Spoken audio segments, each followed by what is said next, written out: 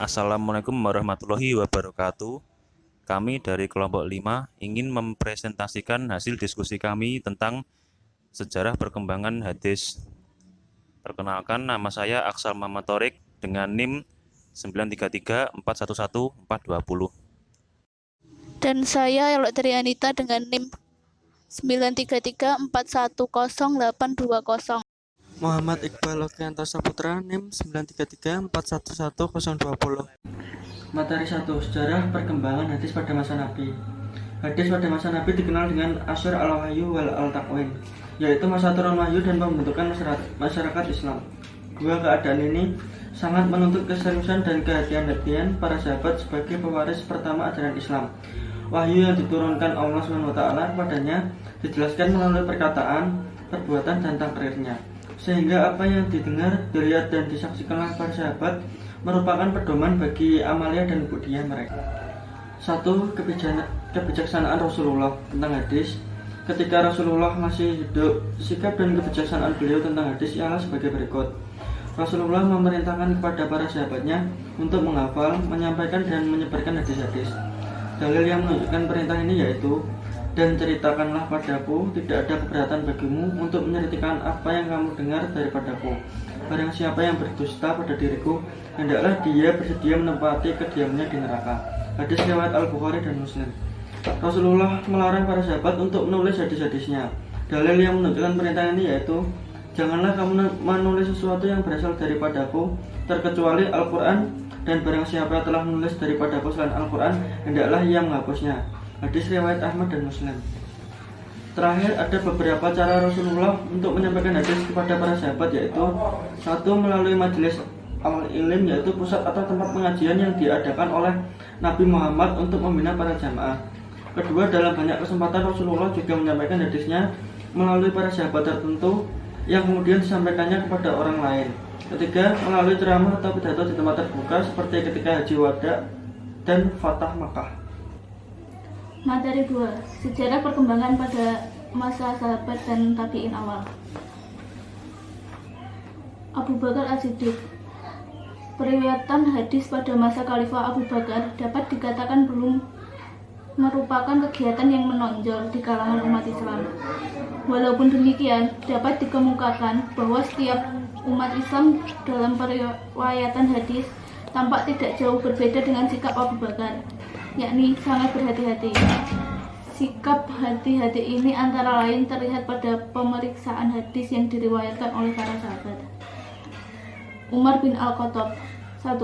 Umar pada suatu ketika pernah menyuruh umat Islam untuk mempelajari hadis Nabi dari para ahlinya, karena mereka lebih mengetahui tentang kandungan Al-Quran.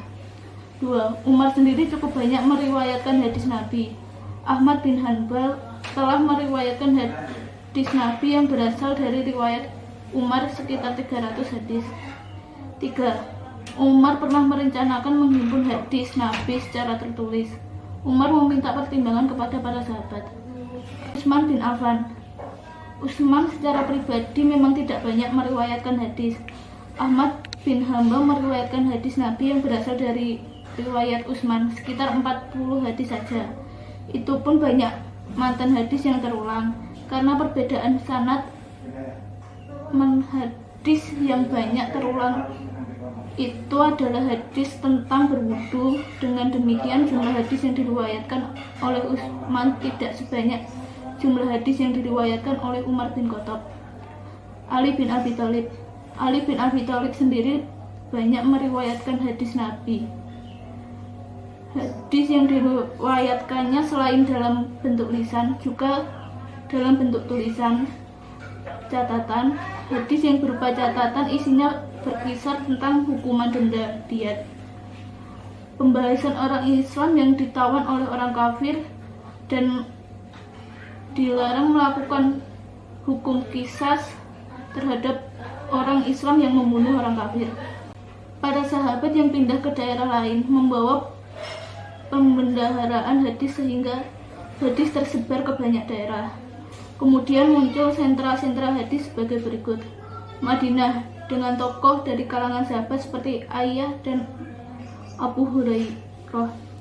Mekah dengan tokoh dari kalangan sahabat seperti Ibnu Abbas, Kufah dengan tokoh dari kalangan sahabat seperti Abdul Allah Ibnu Mas'ud, Basra dengan tokoh dari kalangan sahabat seperti Utbah Ibnu Ghazwan, Syam dengan tokoh dari kalangan sahabat seperti Mu'ad Ibnu Jabal, Mesir dengan tokoh dari kalangan sahabat Abdullah Allah Ibnu Amir Ibnu Al-As. Materi 3. Kontroversi larangan menulis hadis. Yang pertama, larangan menulis hadis pada masa Rasulullah SAW. Hadis pada waktu itu umumnya hanya diingat dan dihafal oleh para sahabat dan tidak ditulis seperti Al-Quran ketika disampaikan oleh Nabi, karena situasi dan kondisi tidak memungkinkan. Secara memang Nabi melarang bagi umum karena khawatir bercampur antara hadis dan Al-Quran. Banyak hadis yang melarang para sahabat untuk menulis hadis. Di antara hadis yang melarang penulisan hadis adalah diriwayatkan dari Abu Sa'id Al-Khudri bahwa Rasulullah SAW bersabda, "Janganlah engkau menulis hadis dariku. Barang siapa menulis dariku selain dari Al-Quran, maka hapuslah." Hadis riwayat Muslim. Yang kedua, diperbolehkannya menulis hadis pada masa Rasulullah SAW. Sebagaimana diriwayatkan oleh Abdul Allah Ibnu Umar, dia berkata, "Aku pernah menulis segala sesuatu yang kudengar dari Rasulullah. Aku ingin menjaga dan menghafalkannya, tetapi orang Quraisy melarangku melakukannya. Mereka berkata, 'Kamu hendak menulis hadis?' Padahal Rasulullah bersabda dalam keadaan marah dan senang. Kemudian aku menahan diri untuk tidak menulis hadis hingga aku menceritakan kejadian itu kepada Rasulullah. Beliau bersabda, 'Tulislah, maka demi zat yang aku berada dalam kekuasaannya, tidaklah keluar dariku kecuali kebenaran.'" Yang ketiga, tanggapan terhadap larangan pencatatan hadis pada masa Rasulullah SAW. Yang A, larangan menulis hadis terjadi pada periode permulaan, sedangkan izin penulisannya diberikan pada periode akhir kerasulan. Yang kedua,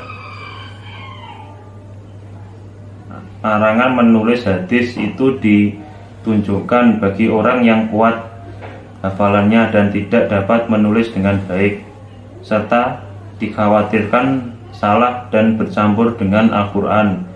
Izin menulis hadis diberikan kepada orang yang pandai menulis dan tidak dikhawatirkan salah dan bercampur dengan Al-Quran. Yang terakhir, larangan itu ditunjukkan bagi orang yang kurang pandai menulis, dikhawatirkan tulisannya keliru, sementara orang yang pandai menulis tidak dilarang menulis hadis.